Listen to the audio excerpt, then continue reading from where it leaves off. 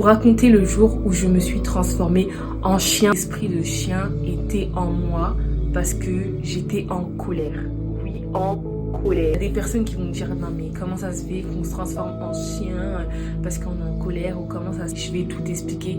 Attends, prends tes popcorn, assieds-toi bien et écoute. On était en prière avec ma mère, on priait. Elle aime bien faire aussi souvent, c'est de pouvoir prier ensemble. Et elle aussi, elle recommande justement ses enfants entre les mains du Seigneur. Il faut savoir que on était beaucoup sur une introspection, c'est-à-dire dans nos prières, on se joignait vraiment sur l'inspection de soi-même. On voulait vraiment se rapprocher plus de Dieu, être à la forme que Dieu veut que nous soyons, laisser vraiment animer par Dieu, par l'Esprit de Dieu, ne plus vivre par nous-mêmes et pour nous-mêmes et vivre également selon la parole de Dieu. On priait que ce soit pour la tristesse, on priait pour la jalousie, on priait pour plein de sentiments, on priait pour la colère. Il y avait des jours où je me sentais très colérique, c'est-à-dire je vais me reprocher un truc ou faire quelque chose et je me mettais vite en colère, ou dans le métro, dès qu'une personne me bousculait, je sentais qu'il y avait quelque chose qui bouillonnait en moi, une voix en fait qui me disait vas-y attrape-la, fais-la gauche-droite, patate, mets-la par terre.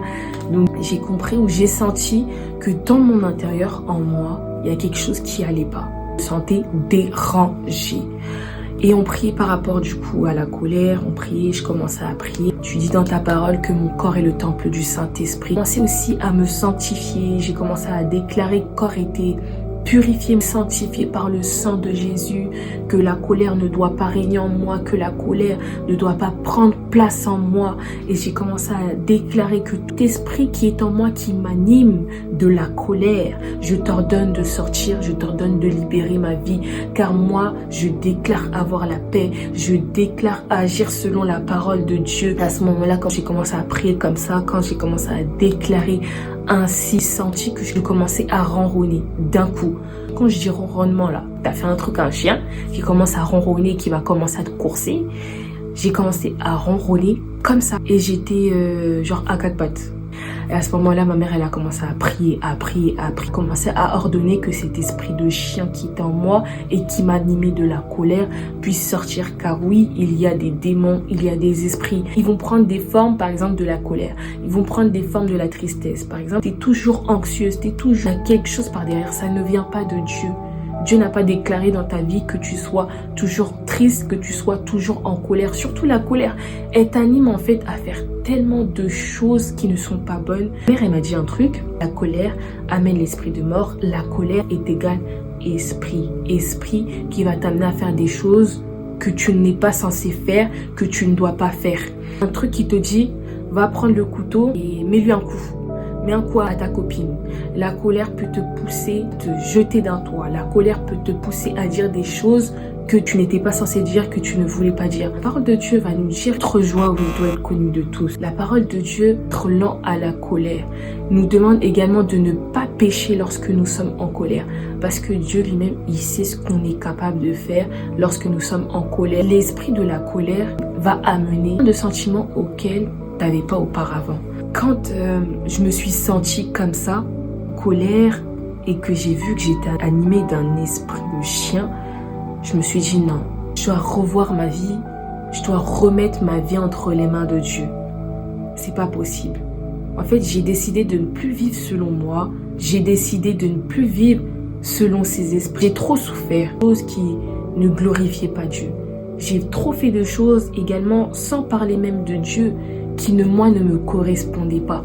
Donc je t'invite vraiment, si toi t'es en colère, à changer et de faire une introspection de toi-même. Te poser les questions, pourquoi je suis en colère? Qu'est-ce qui m'amène à être toujours en colère? Et à te questionner, recommander ta vie entre les mains de Dieu.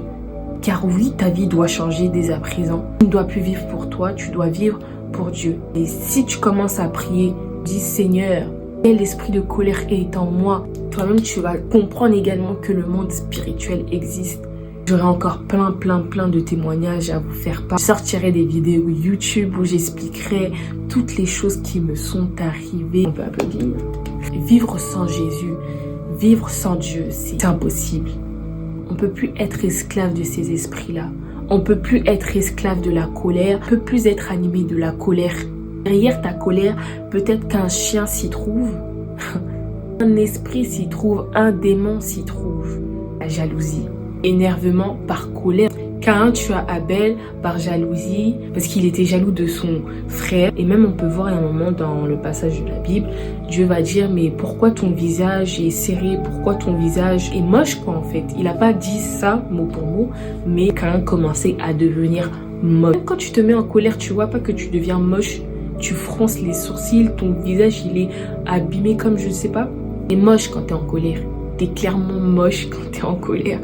On est moche quand on est en colère, donc arrêtons d'être en colère. Et la colère n'est pas de Dieu. La colère n'est pas de Dieu. Au contraire, c'est celui qui nous apporte la paix. Dieu, c'est celui qui sait placer la patience en nous. Tout ce qui est bon, en fait, tout ce qui est mauvais est contraire de Dieu. Donc, si tu es en colère, tu es contraire de Dieu, contraire à ce que la parole de Dieu te demande également de faire. Donc voilà, mais il y a tellement encore plein de témoignages. Il y a le jour où il y avait un esprit de... il y a tellement de tout. Sur Terre, quand on nous voit comme ça, on a l'air d'être normal. Juste humain. Alors que dans l'humain qu'on est, il y a un esprit. Soit l'esprit de Dieu, soit un esprit démoniaque. Un esprit qui n'est pas de Dieu. La colère est un démon. La colère, oui, c'est un esprit, mais un esprit démoniaque. Un esprit qui t'amène à faire plein de choses que tu ne pensais même pas voir faire. Il y a des personnes qui, voire même va dire, ah j'ai tué ma femme, je ne sais pas pourquoi. Mais j'étais en colère parce qu'elle était rentrée tard. Excuse-moi, mais c'est quoi? C'est un esprit. T'es triste, tu sais pas pourquoi, mais t'es tout le temps triste, t'es anxieuse. Il y a ce que les scientifiques diront, aussi ce que Dieu nous dit, ce que la parole de Dieu aussi dit. Faut pas chercher à être trop humain, trop marcher selon le monde, car oui, il y a un monde spirituel, il y a des esprits. Tous comme nous sommes là, nous sommes animés de quelque chose. Même nous sommes entourés de bonnes personnes, on est entouré, animé de mauvaises choses. Dès l'instant, je t'invite vraiment à faire le choix de décider de ne plus être en colère, décider de ne plus marcher par la colère, mais d'être différent, d'être une nouvelle personne, même si ce monde est voire mauvais, mais d'apporter le bien là où je peux apporter. C'est pour ça que j'aime bien ce verset qui parle de la lumière du monde. Nous sommes la lumière du monde. Et toi qui me regardes, tu dois éclairer ce monde. Éclaire ce monde en n'étant pas en colère, mais éclaire ce monde par la lumière, par ta paix, la joie que tu dégages. Qu'il y ait de bons témoignages en ta faveur, que lorsqu'on parlera de toi, qu'on puisse dire « Je me rappelle de tous les bienfaits qu'il a pu faire pour ma famille, pour moi. » Porte un bon témoignage en ton nom. Parce que lorsque tu partiras de ce monde, que dirons-nous de toi? Qu'est-ce que tes parents diront de toi? Que c'était une personne colérique? Est-ce que c'était une personne qui parlait mal, qui disait des mauvaises paroles? C'est vraiment ce questionnement-là que j'aimerais apporter à ton égard. C'est qu'est-ce que nous dirons, nous, de toi? Donc décide de changer, décide de ne plus être en colère, mais de simplement dire « Seigneur, je t'abandonne ma vie. Seigneur, je ne veux plus marcher selon cette colère. Je ne veux plus être esclave de la colère. » Tant d'années, j'ai été en colère, mais aujourd'hui, je décide d'être remplie de l'Esprit de Dieu. Aujourd'hui, je décide d'être transformée. Aujourd'hui, je décide d'être une nouvelle personne, une nouvelle créature, comme ta parole le dit. Aujourd'hui, je décide d'être totalement changée et de t'accepter dans ma vie, de marcher selon ta volonté et non la mienne.